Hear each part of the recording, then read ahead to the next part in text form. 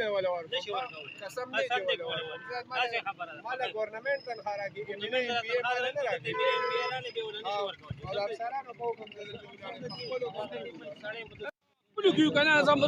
درخواست کوم پرنګ وې روانې کنه دا غلطی ده چا ده منه موږ تاویږو ستاره عملګری خو سرکاري نوکر من الټا مطلب پرې موږ تاویږو کوماله پرچه راکې زه بدلته ولاړم به چې د کم گاډي والا راځي غیله پرچه ورکړي دا د خبره نه ده نشي ورکولې زه د دې ملک سړی نه مسه چاله دی ورکړه دلته ودرېږه مودرې چې یو غټ سړی راشي زه راشه د سره کې نه دا بوز هلته کې صدر ته شیخ ملدون ته بوزه دا ګوره قانون د ټولو لپاره یو دی او بل کې زه نه زه خو جي ولاړ یم وختي داسې خو ما خو یو غلطي مطلب دی ټرافیک پولیس کې ونه لیده تر هغې پورې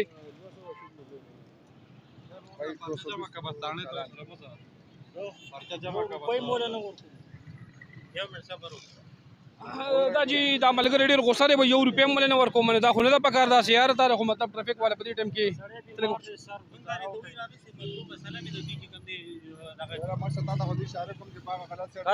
غلط اٹیک میں غلط تو منم کرنا غلط بس موږ تاویږو کنه بس تاویږي بالکل دغه امیر صاحب خیر ودرېږي د امیر صاحب د وینا مطابق چې ټرافیک پولیس خپل ډیوټي نه کوي نو ګورو به چې دوی خپل ډیوټي کوي یا نه کوي امیر صاحب له فاین ورکو دا وی پرنګ وی باندې روان دي او امیر صاحب دغه ګیله مانه چې ټرافیک پولیس ډیوټي نه کوي امیر صاحب ولاړ دی باقاعده ټرافیک پولیس تاسو په دې باندې نظر ساتي چې دوی به نورو خلکو له پرچې ورکوي یا نه ورکوي نو ګورو به چې نورې پرچې ورکوي او که نه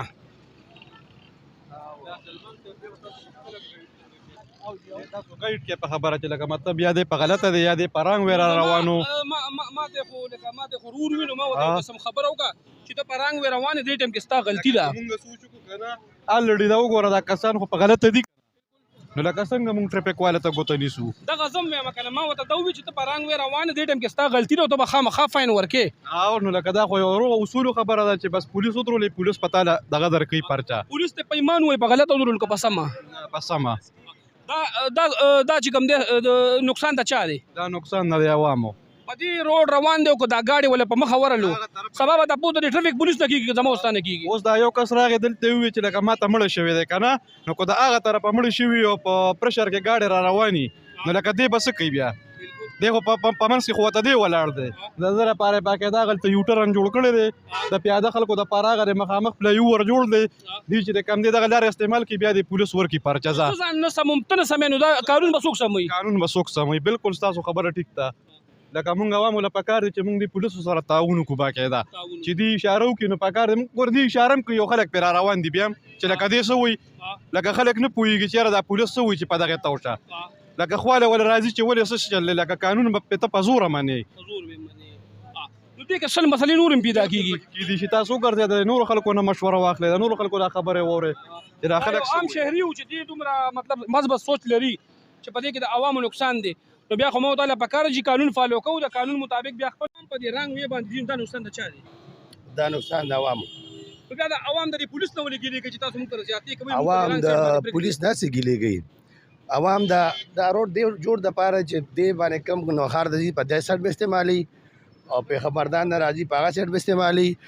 بل د هسپتال نه چې کوم مریض راوځي د هغې دپاره حکومت هغه دی کې ځای جوړ کړی دی که نه دا راست استعمال کې هلته یوټرن راوالي داسې ځي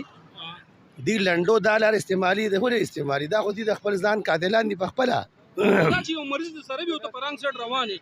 مریض خو نور هم سیوا کېږي ګوره پولیس ولاړ زموږ د دفاع دپاره دی پولیس ولاړ زموږ دغه دپاره خیال به زموږ ساتي موږ نه پوهېږو دې لپاره ولاړ چې دوی موږ په غلط لاس باندې موږ نه پرېږدي او که نه دی بیا موږ په غلط لاس پرېږدي نو دې سره جګړې ته ضرورت نشته دی ځکه چې هسپتال نه موږ راووتو هغه مخامخ ځای شته یوټرن هلته واخله داسې ځه ته په دې باندې یوټرن اخلې دا خو ځان په خپله باندې وجنې نو په دې باندې پولیس سره پوره همدردي پکار ده د پولیس سات پکار ده 70% د مرګ تړون دی خو چې غلط انسان چلیږي یوازې یوټرن نه چې اسیم په خپله زندګۍ کې غلط چلیږي نو هغه خبره نه ده خو یوټرن خو بیا داسې بیا دا ډېر مصروف ځای دی که دلته پولیس نه دلته به روزانه شپږ اتلس اکسیډنټ لازمي کېږي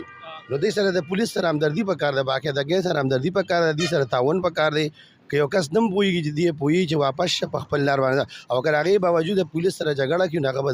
د هغه نه کړي. سلام علیکم.